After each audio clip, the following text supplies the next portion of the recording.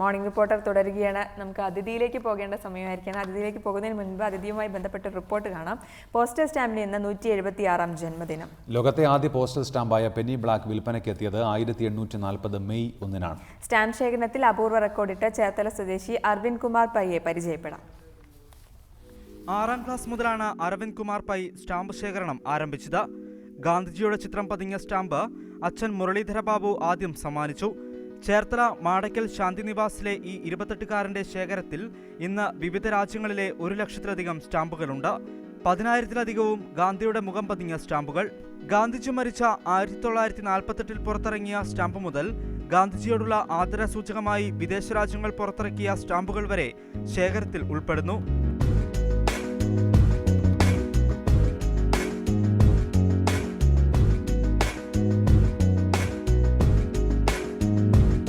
Stamp ശേഖരണത്തിൽ Indian Asian Books of Records ഇന്ന് അരവിന്ദിന് സ്വന്തം. 22-23 കൊല്ലമായിട്ട് കളക്ഷൻ സജീവമായിട്ടുണ്ട്. ഒരു ഫിലാറ്റലിക് അസോസിയേഷനിൽ പോലും മെമ്പർഷിപ്പ് ഇല്ല എന്നുള്ളതാണ്. ഒരു ഫിലാറ്റലിക് ക്ലബ്ബിൽ പോലും പോസ്റ്റൽ വകുപ്പുമായിട്ട് കുറച്ച് ഇതുണ്ടെങ്കിലും ഫിലാറ്റലിക് ക്ലബ്ബുകളിലൊന്നും ഇന്നേ വരെ മെമ്പർഷിപ്പ് ഇല്ല. എങ്കിൽ തന്നെ എനിക്ക് എൻ്റേതായ ഒരു രുചിയുണ്ട് സ്റ്റാമ്പിൽ. പിറന്നാൾ ആശംസ നേർന്ന് അമ്മയ്ക്ക് അയച്ച കത്തിൽ പതിപ്പിച്ച 322 സ്റ്റാമ്പുകളാണ് അരവിന്ദിന് ലിംക ബുക്ക് ഓഫ് റെക്കോർഡ്സിൽ സ്ഥാനം നേടിക്കൊടുത്തത്. കൈകളിലെത്തിപ്പെടാത്ത സ്റ്റാമ്പുകൾക്കായി അരവിന്ദിന്റെ അന്വേഷണം തുടർന്നുകൊണ്ടേയിരിക്കും. രേഖകൾ എല്ലാം സമർപ്പിച്ചു കഴിഞ്ഞ ഗിന്നസിന്റെ ഫലമാണ് അരവിന്ദ് കുമാർ പൈയുടെ സ്വപ്നം. റിപ്പോർട്ടർ, ആലപ്പുഴ. സ്റ്റാമ്പ് ശേഖരണത്തിൽ അപൂർവ റെക്കോർഡിട്ട് അരവിന്ദ് കുമാർ പൈയാണ് മോർണിംഗ് റിപ്പോർട്ടറിൽ അതിഥിയായിട്ടിരിക്കുന്നത്. അരവിന്ദ്, മോർണിംഗ് റിപ്പോർട്ടിലേക്ക് സ്വാഗതം.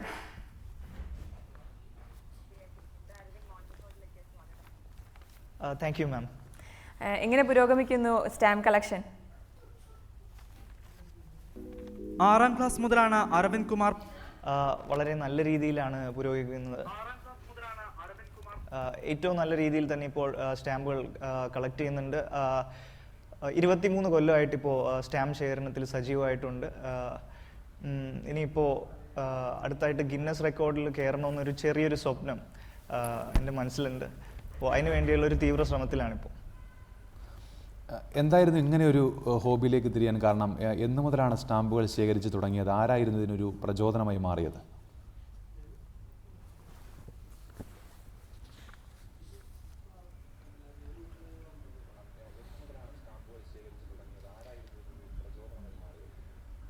സർ, ഞാൻ ശരിക്കും ഒരു ചെറിയൊരു തിരുത്തുണ്ട്. 6ാം ക്ലാസ്സിലല്ല, ഞാൻ 6 വയസ്സ് മുതൽ സ്റ്റാമ്പ് കളക്ഷൻ ഉണ്ട്. എനിക്ക് 30 വയസ്സ് ആവാറായി. ഓൾമോസ്റ്റ് 24 കൊല്ലമായിട്ട് സ്റ്റാമ്പ് കളക്ട് ചെയ്യുകയാണ്. എൻ്റെ അച്ഛൻ ഇപ്പോൾ അദ്ദേഹം ജീവിച്ചിരിപ്പില്ല. അദ്ദേഹമാണ് എന്നെ സ്റ്റാമ്പ് കളക്ഷനിലേക്ക് ആദ്യമായിട്ട് ഇൻട്രൊഡ്യൂസ് ചെയ്തത്. അന്ന് എനിക്ക് പ്രായം 6 വയസ്സാണ് അന്ന് പ്രായം. ഗാന്ധിജിയുടെ സ്റ്റാമ്പാണ് ആദ്യം അദ്ദേഹം തന്നത്. അതുകൊണ്ടായിരിക്കാം ചിലപ്പോൾ ഗാന്ധിയൻ ഫിലാറ്റലിയിൽ ഇത്തിരി അധികം സ്പെഷ്യലൈസ് ചെയ്യാൻ എന്നെ നിർബന്ധിതനാക്കിയത്. അപ്പോൾ അച്ഛൻ്റെ അടുത്താണ് എനിക്ക് കൂടുതലും റിഗാർഡ്സ് ഉള്ളത് ഈ ഹോബിയിലേക്ക് ഇൻട്രൊഡ്യൂസ് ചെയ്യാൻ. പിന്നെ എൻ്റെ അമ്മയും ഇപ്പോൾ എൻ്റെ വൈഫായാലും ജ്യോതി ലക്ഷ്മി എന്ന് പറഞ്ഞ് എൻ്റെ wife, she is also motivating me to be a good philatelist. Stamp ശേഖരണം ഹോബിയായിട്ടുള്ള ഒരുപാട് പേരുണ്ടെന്ന് നമുക്കറിയാം. ഈ അരവിന്ദ് എങ്ങനെയാണ് ഇതിൽ നിന്ന് ഒരു വ്യത്യസ്തമാകുന്നത്? എന്താണ് അരവിന്ദിന്റെ സ്റ്റാമ്പ് കളക്ഷനിലെ വ്യത്യസ്തത?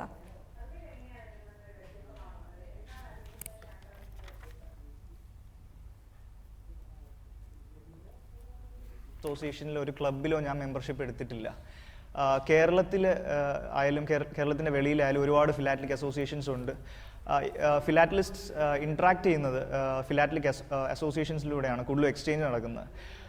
എൻ്റെ കേസിൽ ഞാൻ ഫ്രണ്ട്സ് ത്രൂവും പിന്നെ എനിക്ക് എൻ്റേതായ ഒരു ചാനലുണ്ട്, ഒരു group of friends who I always regularly swap stamps വിത്ത്.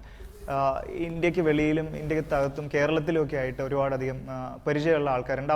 അവരൊക്കെ ഫിലാറ്റലിക് അസോസിയേഷനിൽ കുറേ അധികം പേര് മെമ്പേഴ്സും ആണ്. അപ്പോൾ അങ്ങനെയാണ്. പിന്നെ രണ്ടാമത്തെ കാര്യമെന്ന് വെച്ചാൽ ഞാൻ ഒരു 1-2 റെക്കോർഡുകൾ സ്വന്തമാക്കിയിട്ടുണ്ട് ഈ കാലയളവിൽ. അപ്പോൾ അങ്ങനെയാണെങ്കിലും ഞാൻ ശരിക്കും ഒരു വ്യത്യസ്തമായ ഒരു രീതിയിൽ ഒരു out of the box thinking വെച്ച് എങ്ങനെ നമുക്കിതിനെ ഒന്ന് ഇന്നോവേറ്റ് ചെയ്യാൻ പറ്റുമെന്ന് ആലോചിക്കുന്നൊരു വ്യക്തിയാണ്.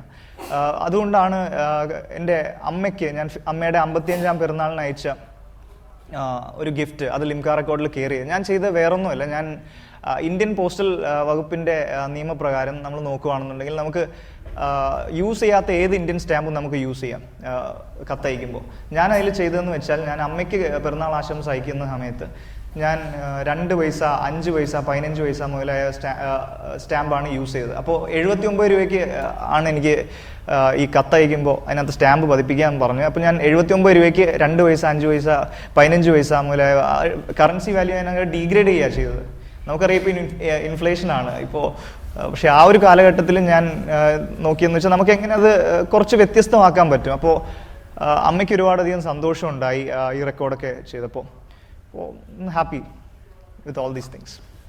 ഈ ഓരോ സ്റ്റാമ്പുകളും പലപ്പോഴും പല രാജ്യങ്ങളുടെയും എന്തെങ്കിലുമൊക്കെ ചരിത്ര സംഭവങ്ങളുമായിട്ടുള്ള ബന്ധം കാണും, അല്ലെങ്കിൽ ഏതെങ്കിലുമൊക്കെ പ്രമുഖ വ്യക്തികളുമായിട്ടും ബന്ധം കാണും. അങ്ങനെ നോക്കുകയാണെങ്കിൽ ഓരോ രാജ്യത്തിൻ്റെയും ചരിത്രവുമായി ഏറെ ബന്ധപ്പെട്ട ഒന്നുകൂടിയാണ് പല സ്റ്റാമ്പുകളും. പല ചരിത്ര ഘട്ടങ്ങളിലും അല്ലെങ്കിൽ ചരിത്ര പ്രാധാന്യമുള്ള സംഭവങ്ങളെയും ഒരു ഓർമ്മ രൂപത്തിലാണ് ഈ സ്റ്റാമ്പുകൾ ചിത്രീകരിക്കുക. അത്തരത്തിലുള്ള കാര്യങ്ങൾ കൂടി അറിഞ്ഞുകൊണ്ടും അതിനെ കൂടി ക്രോഡീകരിച്ചുകൊണ്ടുമാണോ ഈ സ്റ്റാമ്പ് കളക്ഷൻ മുൻപോട്ട് പോകുന്നത്?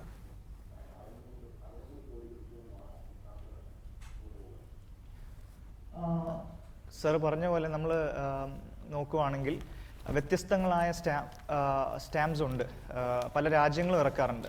ഇവയെല്ലാം നമുക്ക് ശേഖരിക്കാൻ പറ്റാറില്ല.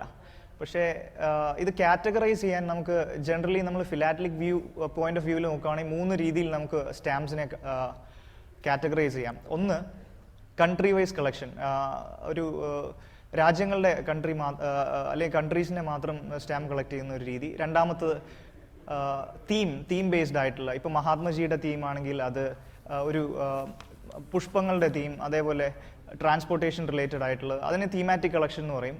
പിന്നെ മൂന്നാമത്തെ റാൻഡം, നമുക്ക് എന്തും ശേഖരിക്കാം. പിന്നെ കറക്റ്റാണ് സാർ പറഞ്ഞത്, ഓരോ രാജ്യങ്ങളുടെയും ചരിത്രം പറയുന്ന ഇതുകൂടിയാണ് സ്റ്റാമ്പ്. അത് വിശാലമായൊരു ജാലകം തന്നെയാണ്, നോളജ് വിൻഡോ ആണ് സ്റ്റാമ്പ് എന്ന് വെച്ചാൽ എന്ന് വിശ്വസിക്കുന്ന ഒരാളാണ്. എനിക്ക് വേറൊരു സ്റ്റാമ്പ് കാരണം എനിക്കുണ്ടായ വേറൊരു നല്ലൊരു കാര്യം എന്ന് വെച്ചാൽ, ഞാൻ കേരള യൂണിവേഴ്സിറ്റിയിൽ ഡിസ്റ്റൻസ് എഡ്യൂക്കേഷനിൽ ഡിഗ്രി ചെയ്യുന്നുണ്ടായിരുന്നു, ഹിസ്റ്ററി.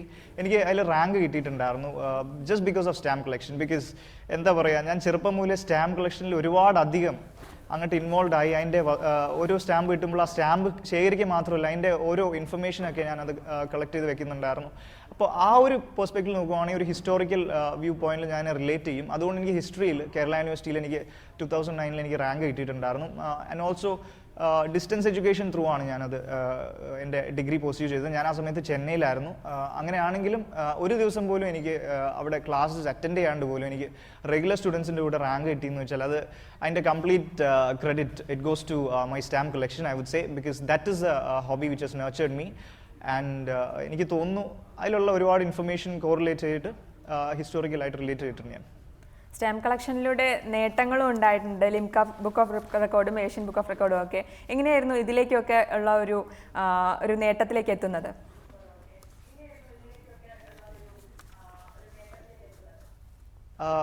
നേട്ടത്തിലേക്ക് എത്തുന്നത് ശരിക്കും അത് എനിക്കൊരു തോട്ടുണ്ടായിരുന്നു. ആദ്യമായിട്ട് എൻ്റെ അമ്മയ്ക്ക് എന്തെങ്കിലും ഒരു സ്പെഷ്യൽ ഗിഫ്റ്റ് കൊടുക്കണമെന്നൊരു ചെറിയൊരു തോട്ടുണ്ടായിരുന്നു എൻ്റെ പ്രോസസ്സിൽ. അപ്പോൾ അതിലേക്ക് ഞാനിങ്ങനെ ചിന്തിച്ചു തുടങ്ങി. എൻ്റെ കയ്യിൽ ഒരുപാടധികം സ്റ്റാമ്പ്സ് ഉണ്ട്. അപ്പോൾ ഞാനത് എങ്ങനെ ഏറ്റവും ബെസ്റ്റായിട്ട് യൂട്ടിലൈസ് ചെയ്യും. എൻ്റെ അമ്മയും ഞാൻ പറഞ്ഞ പോലെ അച്ഛനും അമ്മയാണ് എന്നെ ഏറ്റവും കൂടുതൽ സ്റ്റാമ്പ്സിലേക്ക് പ്രോത്സാഹിപ്പിച്ചിട്ടുള്ളത്. അപ്പോൾ ഇൻഡീഡ് അച്ഛനില്ലായിരുന്നു, he passed away in some years back. അപ്പോൾ അമ്മയുടെ 55th ബർത്ത്ഡേ ആ സമയത്ത് എന്തെങ്കിലും വ്യത്യസ്തമായിട്ട് ചെയ്യണമെന്ന് തോന്നി. ഒരുപാട് ഫ്രണ്ട്സ് പറഞ്ഞു എന്തെങ്കിലും ക്രിയേറ്റീവായിട്ട് ചെയ്യണം. അപ്പം ഞാൻ ഓർത്തു, I think it's the best thing is to gift her a Limca record itself. So ഞാനും അമ്മയും ഒക്കെ കമ്പൈൻഡ് ആയിട്ട് റെക്കോർഡ് ഇതിൽ കയറുക, അങ്ങനെ ആ ഒരു തോട്ടായിരിക്കാം, ആ ഒരു തോട്ട് പ്രോസസ്സ് ആയിരിക്കാം. അതിനെക്കുറിച്ച് ഒരുപാട് വർക്ക് ചെയ്തിട്ടുണ്ട് ഞാൻ ശരിക്കും പോസ്റ്റൽ വിഭാഗവുമായിട്ട് ബന്ധപ്പെട്ട് തന്നെയാണ് ഈ റെക്കോർഡ് ചെയ്യാൻ ഉദ്ദേശിച്ചത്. പക്ഷേ സാഹചര്യങ്ങൾ ഒരു പ്രതികൂലമായതുകൊണ്ട് ഞാൻ എൻ്റേതായ തന്നെ ഒരു രീതിയിൽ ഞാൻ കുറച്ച് ഡിഫറെൻ്റ് ആയിട്ട് തിരുവനന്തപുരത്ത് നിന്ന് ഞാൻ ആ സമയത്ത് തിരുവനന്തപുരത്തായിരുന്നു. തിരുവനന്തപുരത്ത് നിന്ന് അമ്മയ്ക്ക് ഡിഫറെൻ്റ് ആയിട്ടുള്ളൊരു വലിയൊരു കവറിൽ ഹാപ്പി ബർത്ത്ഡേ അമ്മ എന്ന് എഴുതി ഈ കറൻസി വാല്യൂ ഡീഗ്രേഡ് ചെയ്ത് സ്റ്റാമ്പ്സിൻ്റെ ആ ഒരു ഇത് ഹാപ്പി ബർത്ത്ഡേ അമ്മ എന്ന് എഴുതിയ രീതിയിൽ ആ ഒരു പാറ്റേണിൽ എഴുതിയിട്ട് ഞാൻ അങ്ങോട്ട് അയച്ചു, അമ്മയ്ക്ക് അയച്ചു. ഒരു 2 ദിവസത്തിനുള്ളിൽ സ്പീഡ് പോസ്റ്റിൻ്റെ സർവീസ് ത്രൂ അത് അമ്മയ്ക്ക് ഡെലിവർ ആവുകയും ചെയ്തു. അപ്പോൾ that was one of the happiest movements for her. പിന്നെ ഉള്ളിലും ഞാൻ സ്റ്റാമ്പുകൾ പതിപ്പിച്ചിരുന്നു.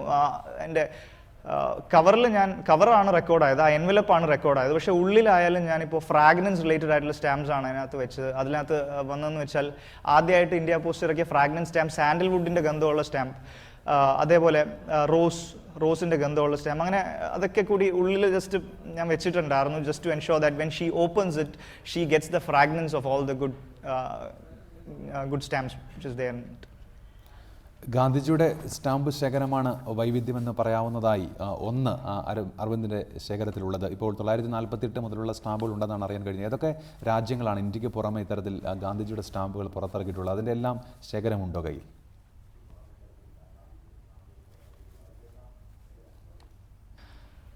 സർ, ഗാന്ധിജിയുടെ സ്റ്റാമ്പുകൾ 1948 മുതൽ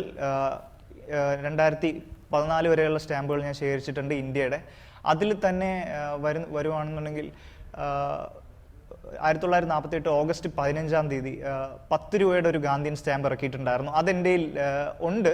പക്ഷേ ഈ സ്റ്റാമ്പ് ഇറക്കിയ കൂട്ടത്തിൽ തന്നെ ഒരു 100 സ്റ്റാമ്പ് അന്നത്തെ ഗവർണർ ജനറലായ ശ്രീ രാജഗോപാലാചാരി അദ്ദേഹത്തിന് യൂസിന് വേണ്ടിയിട്ട് ഒരു സ്പെഷ്യലായിട്ട് ഒരു 100 എണ്ണം ഇറക്കിയിട്ടുണ്ടായിരുന്നു. അതിൻ്റെ മേലൊരു ചെറിയൊരു ഓവർ പ്രിന്റ് വന്നിട്ടുണ്ട്, സർവീസ് എന്ന് പറഞ്ഞിട്ട്. ആ സ്റ്റാമ്പ്, അതിൻ്റെ ഒരു സ്റ്റാമ്പിൻ്റെ വില it is somewhere from 80 lakhs to 1 crore rupees. ആ സ്റ്റാമ്പ് എൻ്റെ കയ്യിലില്ല. പക്ഷേ അതിൻ്റെ തന്നെ റെഗുലറായിട്ട് വരുന്ന 10 rupee സ്റ്റാമ്പ് എൻ്റെ കയ്യിലുണ്ട്. പിന്നെ അതുകൂടാണ്ട് സാർ ചോദിച്ച പോലെ അഫ്ഗാനിസ്ഥാൻ മുതൽ സാംബിയ വരെ A to Z അല്ലെങ്കിൽ A to Z countries stamps ഇറക്കിയിട്ടുണ്ട്. മഹാത്മജിയുടെ സ്റ്റാമ്പ് ഏകദേശം 120ഓളം രാജ്യങ്ങൾ മഹാത്മജിയുടെ സ്റ്റാമ്പ് ഇപ്പോൾ ഇറക്കിയിട്ടുണ്ട്. അതിലൊരു നല്ലൊരു കളക്ഷൻ എനിക്കുണ്ട്. അഫ്ഗാനിസ്ഥാൻ മുതൽ സാംബിയ വരെയുള്ള ഏകദേശം എല്ലാ കൺട്രീസിൻ്റെ സ്റ്റാമ്പും എൻ്റെ കൈവശമുണ്ടെന്ന് തന്നെ പറയാം സാർ. അതെന്തുകൊണ്ടാണ് ഗാന്ധിജിയുടെ സ്റ്റാമ്പുകൾ കൂടുതലായിട്ട് ശേഖരിക്കുന്നത്?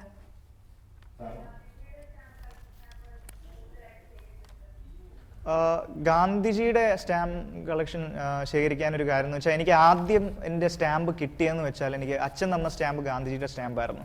പിന്നെ അതിൽ കൂടി കൂടുതൽ ഗാന്ധിജിയുടെ സ്റ്റാമ്പ് കളക്ട് ചെയ്യണം, ആ തീമാറ്റിക് കളക്ഷൻ എനിക്ക് എക്സ്പാൻഡ് ചെയ്യണമെന്നൊരു മോഹം ഉണ്ടായിരുന്നു.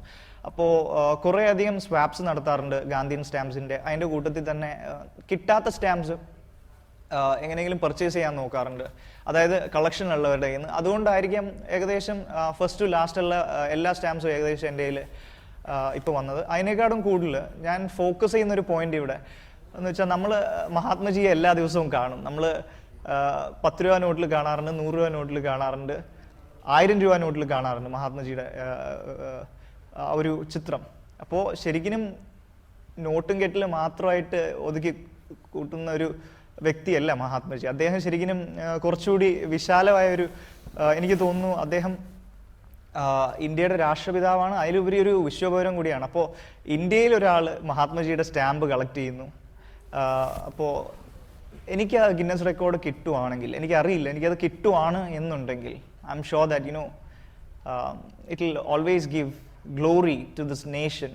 എല്ലാ ഇന്ത്യക്കാർക്കും അതിൻ്റെതായ ഒരു പറയാം, somebody from India has collected the most number of Gandhian stamps. It's a tribute to Mahatmaji. ഇതെങ്ങനെയാണ് ഈ വിദേശ രാജ്യങ്ങളിലെ സ്റ്റാമ്പുകളൊക്കെ ശേഖരിക്കുന്നത്? ഒരുപാട് സുഹൃത്തുക്കളുണ്ടായിരിക്കും, അവരൊക്കെ എത്തിച്ച് നൽകുകയാണോ ചെയ്യുന്നത്? എന്ത് മാർഗമാണ് അതിനു വേണ്ടിയിട്ട് സ്വീകരിക്കുന്നത്?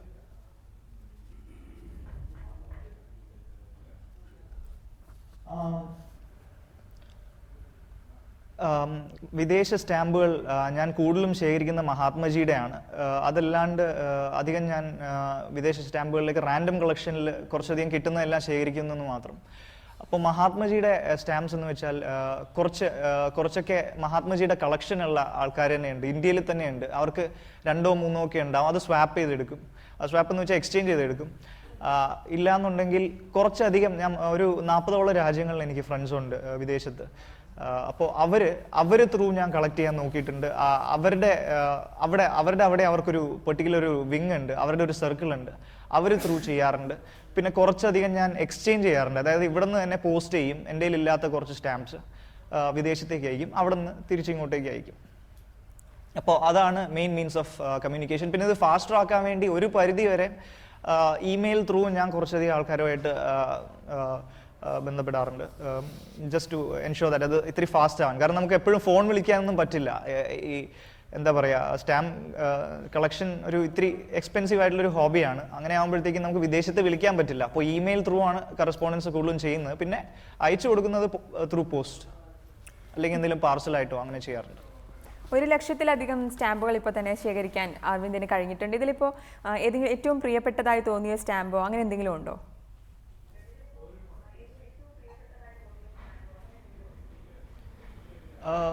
എനിക്ക് ഏറ്റവും പ്രിയപ്പെട്ട ആയ സ്റ്റാമ്പ് എന്ന് വെച്ചാൽ,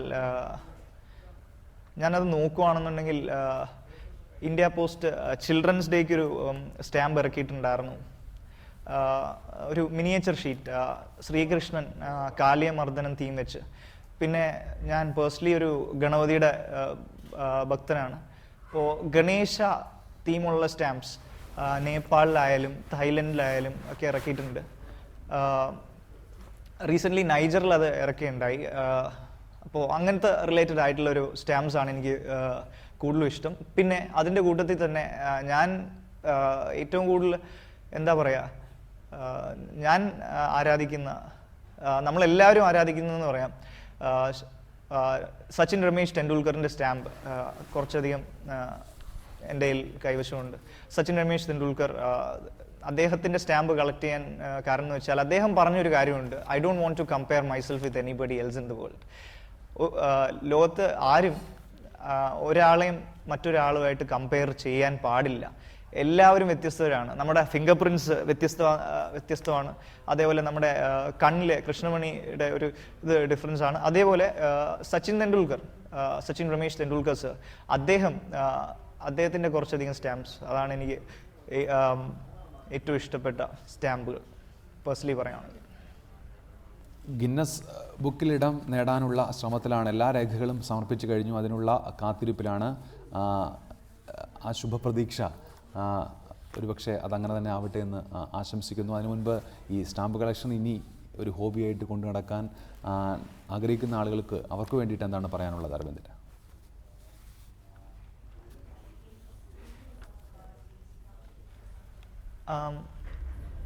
സ്റ്റാമ്പ് കളക്ഷൻ എന്ന് വെച്ചാൽ നല്ലൊരു ഹോബിയാണ്.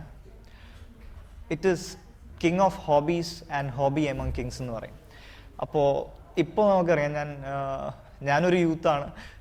നമ്മുടെ യൂത്ത് യങ്സ്റ്റേഴ്സ് എല്ലാവരും നോക്കുകയാണെന്നുണ്ടെങ്കിൽ എപ്പോഴും ഫേസ്ബുക്കിലായിരിക്കും, ഇല്ലെങ്കിൽ ഒരുപാട് സോഷ്യൽ മീഡിയയിലും മറ്റുമൊക്കെയാണ്. പക്ഷേ അതിലൊക്കെ നമുക്ക് ഒരുപാട് നോളജ് കിട്ടുന്നുണ്ട്, ഇല്ല എന്ന് പറയുന്നില്ല. പക്ഷേ അതിൻ്റെയൊക്കെ അതീതമാണ് ഒരു സ്റ്റാമ്പിലെയൊക്കെ ഒരു നോളജ്. കാരണം എന്ന് വെച്ചാൽ ഒരു സ്റ്റാമ്പിൽ അതിൽ പല കാര്യങ്ങളായിരിക്കും. ഒരു സ്റ്റാമ്പ് കിട്ടുവാണെങ്കിൽ അതിന് ഒരു വാല്യൂ കാണാൻ പറ്റും. അതിനകത്ത് കോമറേറ്റീവ് സ്റ്റാമ്പ് ആണെങ്കിൽ ഏതെങ്കിലും ഒരു ഇൻസിഡൻറ്റിനെ ബേസ് ചെയ്തോ അല്ലെങ്കിൽ ഒരു വ്യക്തിയുടെ ഫോട്ടോയോ എന്തെങ്കിലുമൊക്കെ കാണാൻ പറ്റും. അപ്പോൾ അതിനെക്കുറിച്ച് നമുക്ക് കൂടുതൽ പഠിക്കാനായിട്ട് സ്റ്റാമ്പ്സ് ഒരുപാട് അധികം ഒരു നല്ലൊരു അസറ്റായിട്ട് നമുക്ക് യൂസ് ചെയ്യാം. പിന്നെ അതിനെക്കുറിച്ച് ഫർദർ സ്റ്റഡി ചെയ്യാം. പിന്നെ ഞാൻ പറയുന്നത്, പറ്റുമെന്നുണ്ടെങ്കിൽ നമ്മൾ ഇന്ത്യ പോസ്റ്റ് ത്രൂ തന്നെ കുറച്ചധികം ഗ്രീറ്റിംഗ്സ് അയക്കുകയോ അല്ലെങ്കിൽ എന്തെങ്കിലും സ്പെഷ്യൽ ആയിട്ടുള്ള ലെറ്റേഴ്സൊക്കെ അയക്കുമ്പോൾ ആ രീതി ചെയ്യുകയാണെന്നുണ്ടെങ്കിൽ ഐ എം ഷുവർ ദാറ്റ് നമ്മുടെ യൂത്തിന് ഒരു പരിധി വരെ നല്ലൊരു ഇത് കിട്ടും എന്ന് തന്നെയാണ് പ്രതീക്ഷ. For me I would say, എൻ്റെ അടുത്ത് ചോദിക്കുകയാണെന്നുണ്ടെങ്കിൽ it's a knowledge bank. Each and every stamp that you collect adds on to your knowledge and ഒരു എന്താ പറയുക, ഒരു കംപ്ലീറ്റ് ഒരു നോളജ് അപ്ഗ്രഡേഷൻ പ്രോസസ്സ് അവിടെ നടക്കുവാണ്. അപ്പോൾ I will urge all the youth to go ahead and collect stamps. Not because only youth should do it. That's the reason why, because youth are not doing it these days. കൂടുതലും stamp collection ഇപ്പോൾ ഉള്ളത് ഒരു നമ്മൾ ഒരു ആ circle നോക്കുവാണെങ്കിൽ 50 to 70 years age ലിമിറ്റുള്ള ആൾക്കാരായിരിക്കും, അല്ലെങ്കിൽ 50 and above ആയിരിക്കും. അപ്പോൾ യൂത്ത് ആയിട്ടുള്ള ഒരു എന്താ പറയുക, ഒരു 10-15 years തൊട്ട് മുകളിലുള്ള എല്ലാവരും അതിലേക്ക് വരണമെന്ന് തന്നെ ഞാൻ പറയും. എന്തായാലും അരവിന്ദിന്റെ സ്റ്റാമ്പ് ശേഖരണത്തിലേക്ക് കൂടുതൽ സ്റ്റാമ്പുകൾ ലഭിക്കട്ടെ. എല്ലാവിധ ആശംസകളും നേരുന്നു. മോർണിംഗ് റിപ്പോർട്ടറിൽ അതിഥിയായി എത്തിയതിന് നന്ദി.